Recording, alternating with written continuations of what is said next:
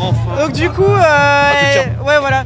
Donc on arrive au terme de cette manifestation là. Qu'est-ce que tu peux nous dire de ces chiffres de grévistes là qui se maintiennent depuis 6 jours d'affilée entre cheminots, SNCF, RATP, profs Écoute, à défaut de faire une bataille de chiffres, la preuve par l'image.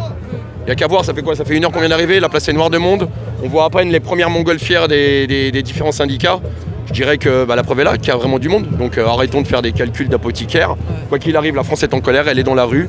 Et il est important aujourd'hui et très urgent qu'elle soit écoutée par les membres du gouvernement. Parce que l'épreuve de force, elle est bien présente aujourd'hui.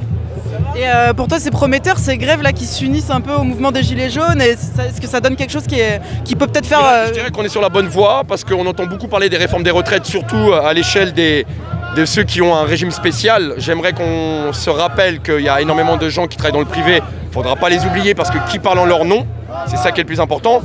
Et surtout, de ne pas parler que de la réforme des retraites parce qu'on se consacre sur quelque chose de futur, mais le présent va mal. Donc avant de penser à avoir un bon futur, il faut peut-être déjà s'occuper du présent.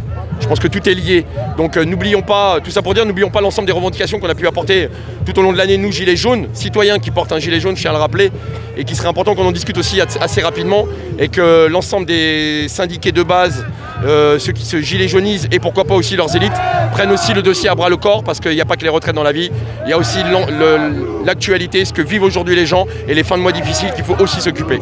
Qu'est-ce que tu entends par gilet jaunisation? Parce que nous, ce qu'on peut observer, c'est que par exemple, là, il y a les directions syndicales qui sont reçues par le gouvernement demain. Et en fait, les grévistes, à la base, ils attendent pas grand-chose de ces négociations, quoi. Ils veulent le retrait pur et simple. Donc est-ce que c'est peut-être une contagion aussi des gilets jaunes d'aller jusqu'au bout? Une contagion, je sais pas. Je pense qu'en termes d'exemple, la méthodologie qui a été faite depuis 20 ans en termes de combat sur les différents syndicats, chose que je respecte, je ne remets pas en cause, ne porte peut-être plus ses fruits et la base en est consciente.